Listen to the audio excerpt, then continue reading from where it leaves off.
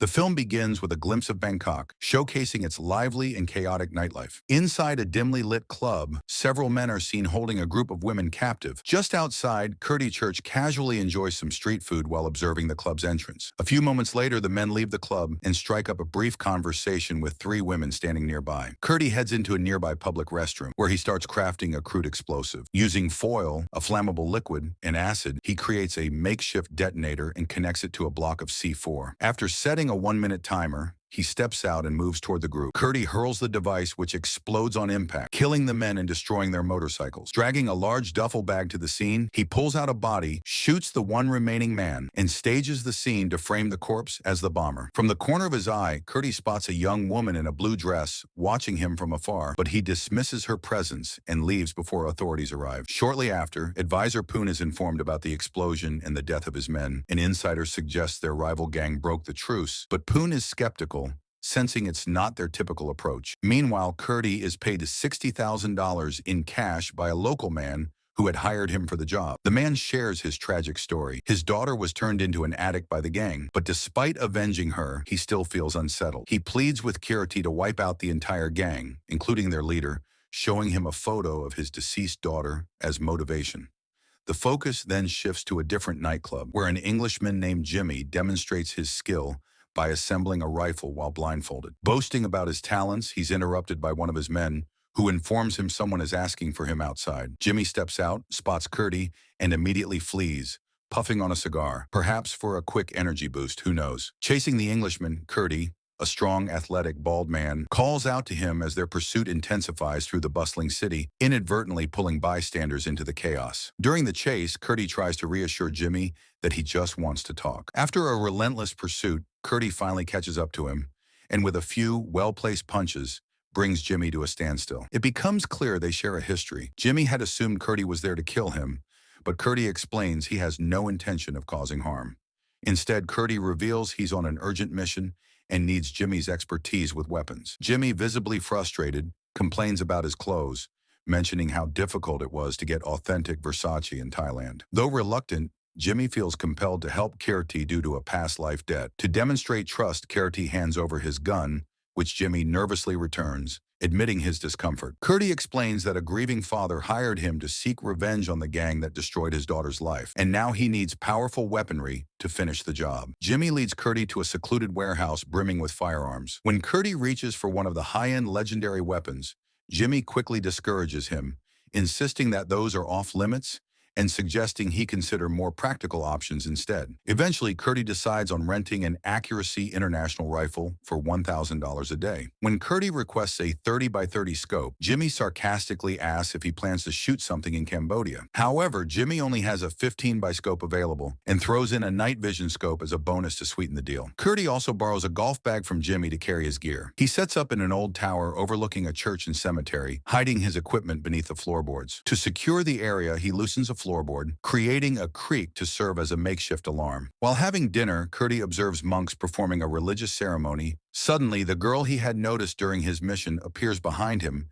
and refers to the ceremony as the initiation of a monk. Startled, Kirti immediately draws his gun, demanding to know why she is following him. The girl introduces herself as May and explains she was drawn by the chanting and stumbled upon him by chance. However, she insists their meeting is no accident, claiming it is fate. Kirti notices her tracks and becomes wary of her intentions. He ties her to a pole as a precaution. When Kirti checks his creaking floorboard trap and finds it undisturbed, he becomes puzzled about how May managed to approach him so quietly. The next day, May begins to feel weak and pleads with Kirti to release her, promising to cooperate. Kirti reassures her that she will feel better once everything is over. As a monk rings the temple bell, Kirti uses the sound to mask the noise of him hammering a handmade suppressor. Later that night, noticing that May has recovered, he unties her and offers her water. He then tells her he must kill her since she knows his hiding place. Despite her fear, May protests. Kirti ties her arms again and instructs her to keep an eye on the gang's club, Kitty Cat, while he rests. May surprises Kirti by showing a deep understanding of his plans. Initially, she refuses to help,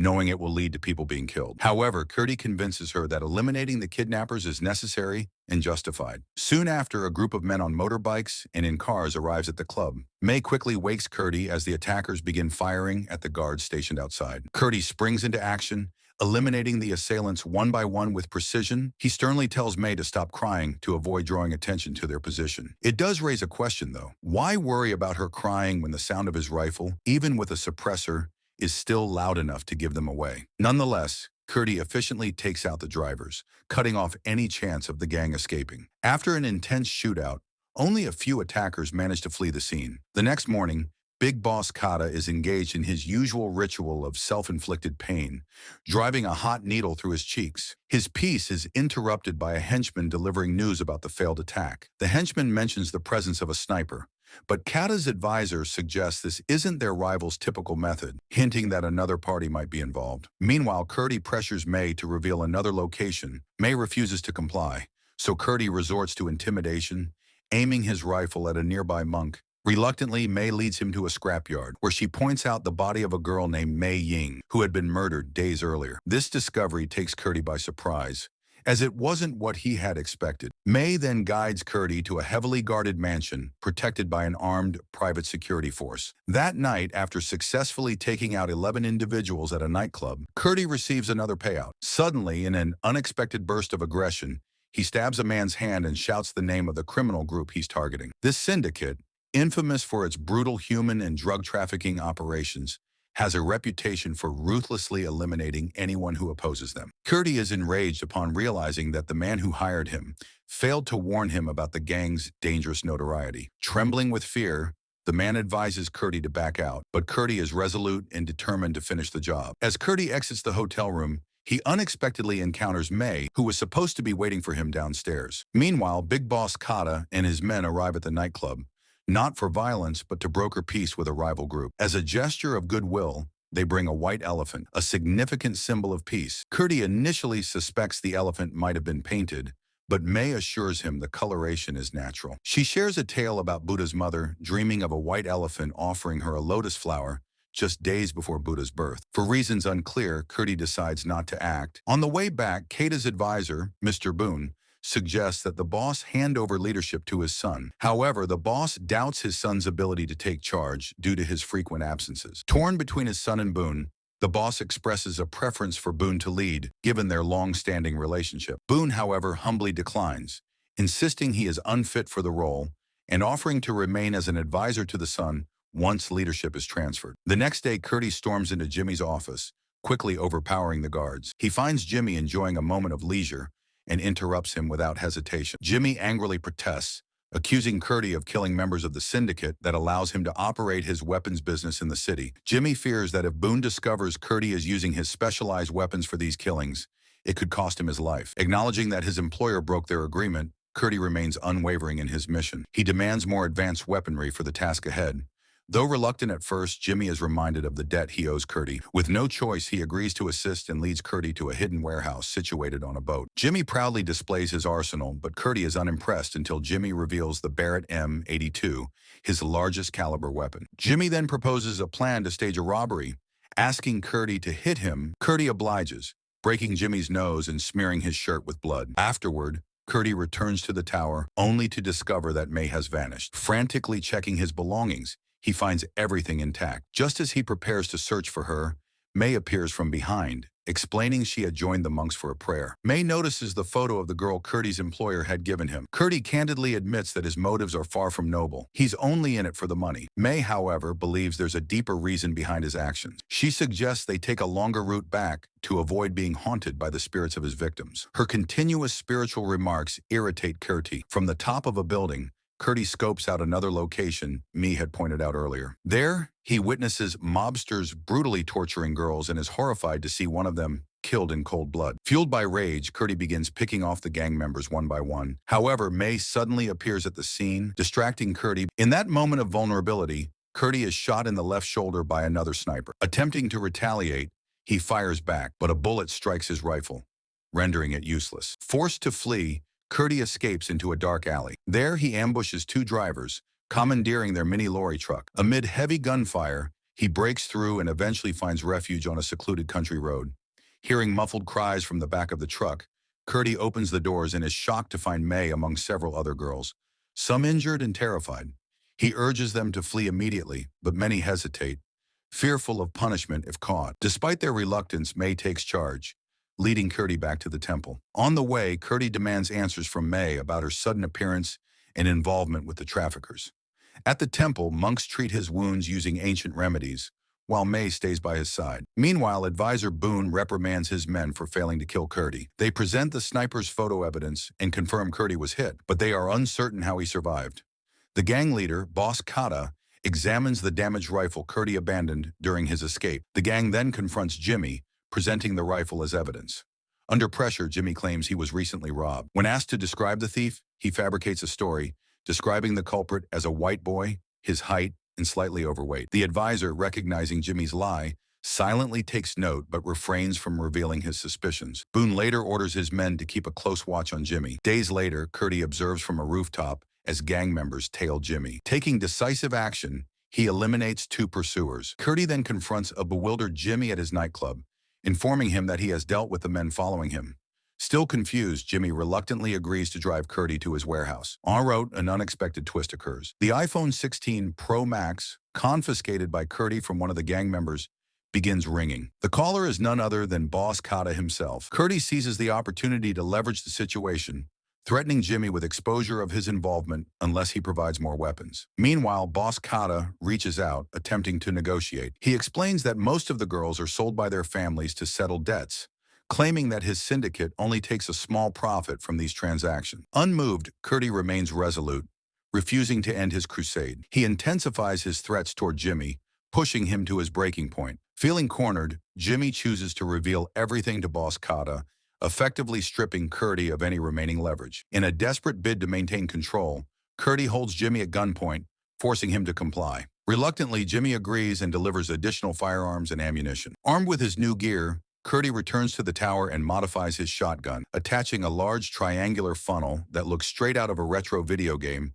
like Contra. Later, during a conversation about religion, May unveils a shocking revelation. The man who hired Kirti isn't just an ordinary employer. This revelation unsettles Kirti, compelling him to uncover the true identity of his mysterious hirer. To investigate, Kirti arranges a meeting with the man, but deliberately skips it. Instead, he stations himself outside the hotel to track the target's movements. When the man finally leaves the hotel, Kirti quietly tails him to a dilapidated building. Inside, Kirti discovers the place is a brothel. To gather intel on his employer, he poses as a customer and begins questioning one of the girls about the man. After describing the man, the girl reveals that he's not just another associate, but their boss, and his office is upstairs. As Kirti nears the office, the girl shouts a warning to the guards. A fierce firefight ensues, with Kirti using his skills and the modified Contra shotgun to cut through the chaos and make his way to the semi-final boss. After taking down all of the adversaries inside the building, Kirti finally faces the man. He demands his money and demands an explanation for the manipulation he's endured. The man, however, doesn't give him the truth. Instead, he offers to double Kirti's payment if he agrees to eliminate Advisor Boone. Reluctantly, Kirti agrees to the terms and leaves. Meanwhile, the mobsters bring in a professional Thai masseur to torture Jimmy. Through sarcastic comments and psychological pressure, Jimmy eventually breaks,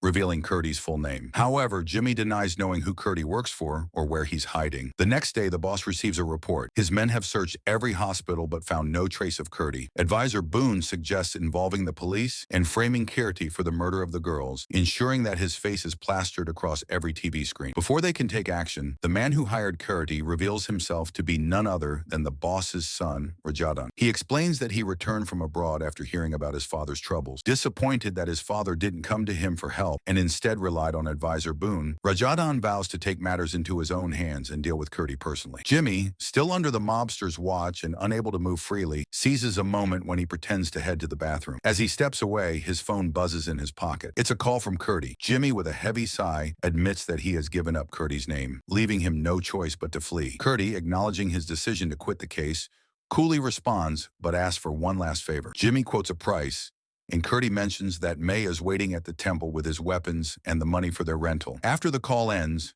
Jimmy tosses his cell phone into the trash, the tension in his eyes building as the thugs frisk him. At that moment, Rajadan arrives, dismissing the thugs with a wave. It turns out Jimmy knows about Rajadan's intentions, and he lets him know that Kirti is planning to leave the city. But Rajadan is resolute in his decision to kill Kirti to secure his position as the leader, having already promised his father he would. Meanwhile, Kirti arrives at the temple and presents May with a simple white dress, a symbol of a fresh start. He leaves her a large sum of money and asks her to stay there until someone comes for her. With tears in their eyes, they say their goodbyes, and Kirti departs, leaving her behind as he prepares to escape the city. While waiting for his flight at the airport, Kirti receives a call from Jimmy.